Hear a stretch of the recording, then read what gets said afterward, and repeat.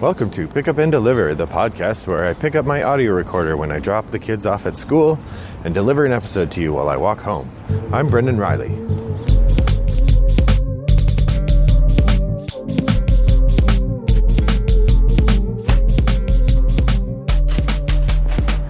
Thanks for tuning in, listener. It's a lovely spring morning here in suburban Chicago.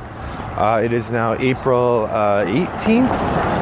April 19th. It's April 19th. I'm walking home from dropping the kids off. I have a few minutes to talk to you a little bit. And I thought that I have two mini subjects that I wanted to talk about today. The first is area control, and the second is a hot take. So a hot take, as you'll recall, is a short discussion of a game that I've only played once, but it's sort of my initial impressions of the game and what I think is interesting about it. So first off, I'm actually going to start with the hot take, just in case it uses up too much time. So a buddy of mine was in town yesterday. Actually, a buddy of mine had a buddy of his who was in town. And we met up for lunch, and then we went over to the Bonus Round Game Cafe in Chicago on North Clark Street. If you're in town, check it out. A lovely place, very nice people, good coffee available to drink, lots of games available to play. A nice little place. I hope that they do well and continue to do well. The owner tells me they just got their liquor license, so hopefully we'll start to see the expensive alcohol flowing or something. I don't know. Right now, anyway, it's free to play games as long as you buy stuff. So we had a nice time. Anyway, we decided to try a game that I was very interested in, but ultimately had not purchased, and that's Sagrada. So Sagrada is a game about building stained glass windows. It's from Floodgate Games, which is a publisher whose work I really enjoy. And I remember when this was on Kickstarter, and I really struggled with whether I should back it or not. I like Floodgate. I really wanted to support their games, but ultimately it did not look like the kind of game I would enjoy, or if it's the kind of game I would enjoy, I already have more games on my shelf that fit that weight and class and set than I would play. So I passed on it when it was on Kickstarter, and I haven't picked it up the couple times I've seen it at a store. But I was glad to get to play it, to figure out what it is. If you haven't played it, it's a dice drafting game. So everybody's got a grid in which they're trying to build a stained glass window using translucent dice of a variety of colors and numbers. And basically you're trying to set up your window to match the pattern on the window to get the dice that most match your setup card, and to match the various scoring patterns that are on the grid. It was really a tight game. Of the three players, two of us had the exact same scores in how well we did on the three public scoring objectives, and the only difference in our scores ended up being how well we did on our private scoring thing. I got 3 more points or 3 more pips on my dice that I was looking for privately than he got on his. So I ended up winning by 3 points, but a very tight game. So my concerns with the game were that it was a little too light and a little too mean. I'd heard some reviews that suggested people might do a little hate drafting. I didn't see anyone doing that in our game, although I could totally see you doing it. If you are sitting close enough that you can see someone else's board and you can see they really can't take, say, a blue die, you might leave them just a blue die or a couple blue dice, and they would be out of luck in terms of getting something on their board. So there's a little bit of that available, but we didn't experience much of that in our game. Overall, it was a really fun game, a nice time. Not probably something I would buy, although I am interested if I get a chance to see what my family thinks of it. I know my daughter will like it. She likes every game, almost every game we play. About 10 minutes in, she goes, I really like this. So I don't know if she's just not discerning or very affable in nature, probably a little both. But I don't know whether my wife would like it or not. I hope that she would.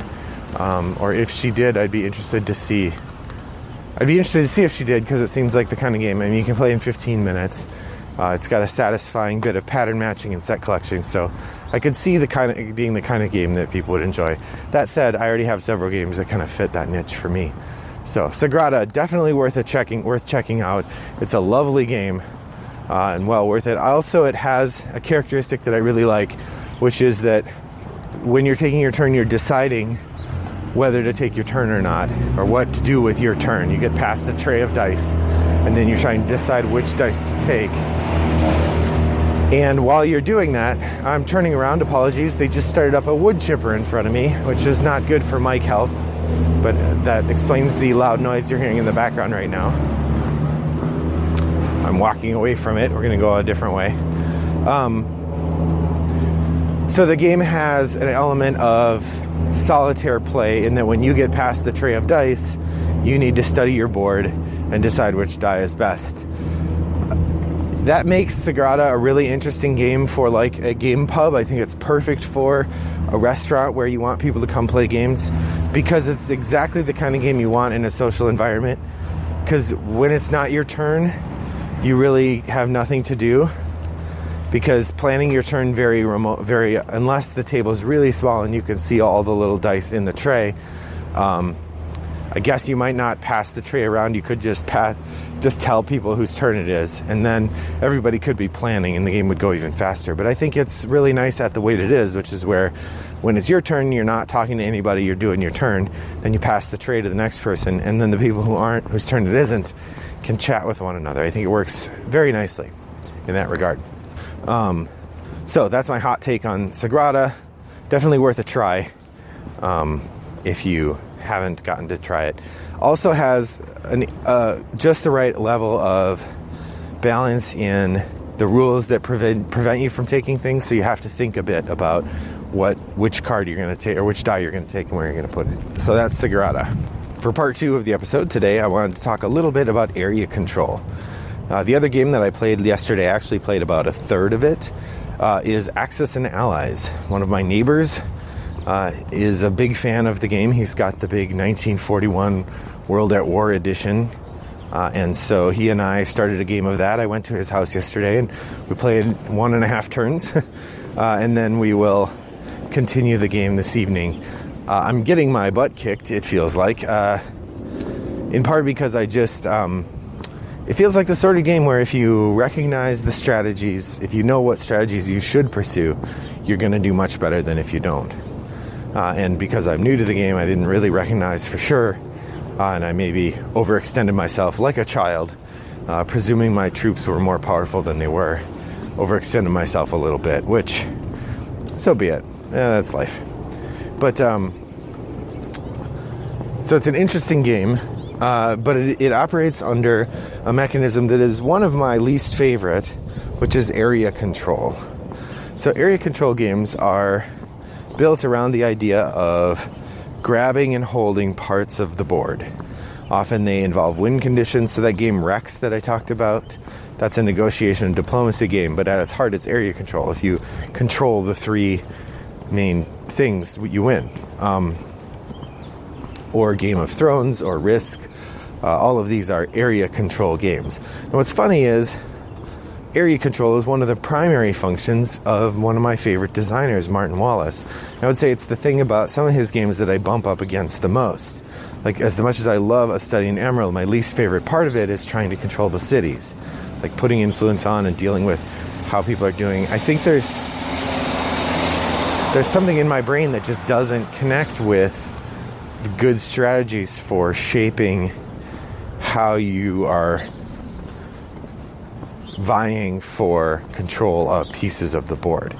And so it feels like in that sort of game I more often overextend myself. Maybe part of it is that area control games don't come as naturally to me, and so I don't do as well at them in the first couple of plays as I might at other styles of game.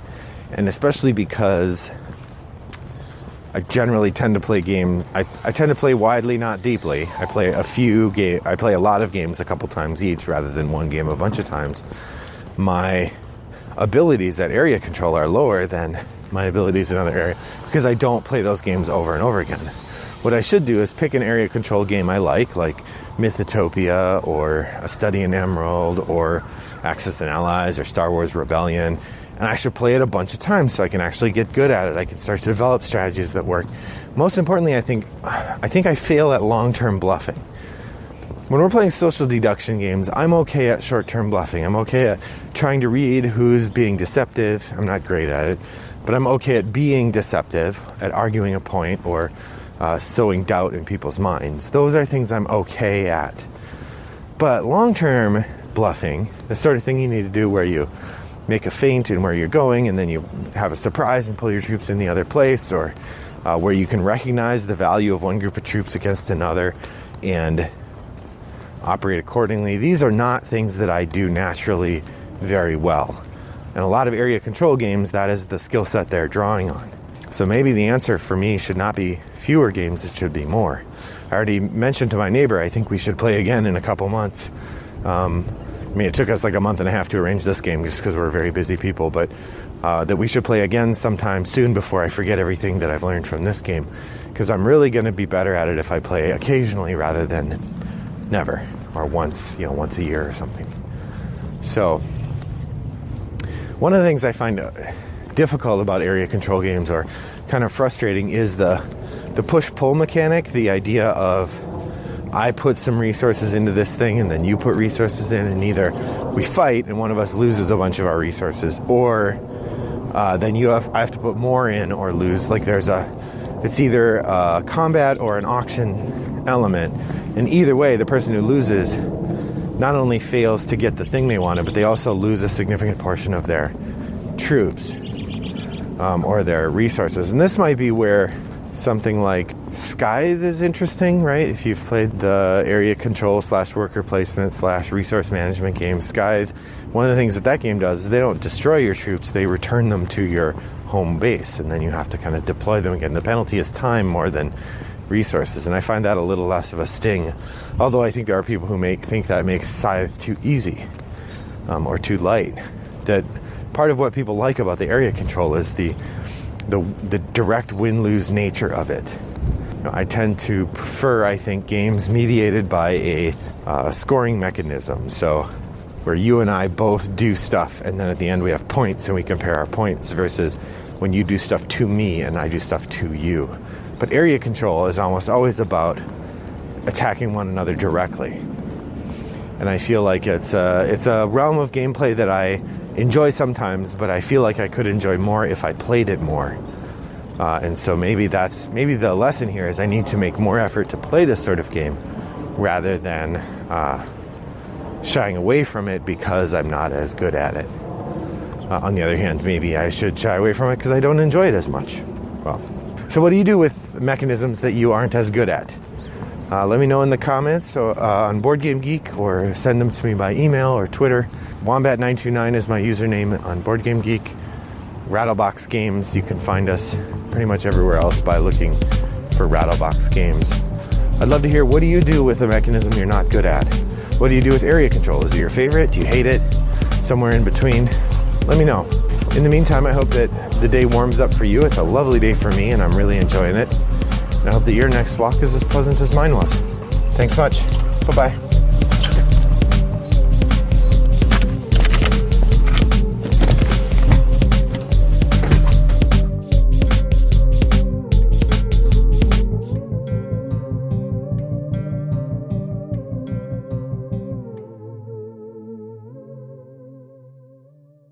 Brought to you by Rattlebox Games.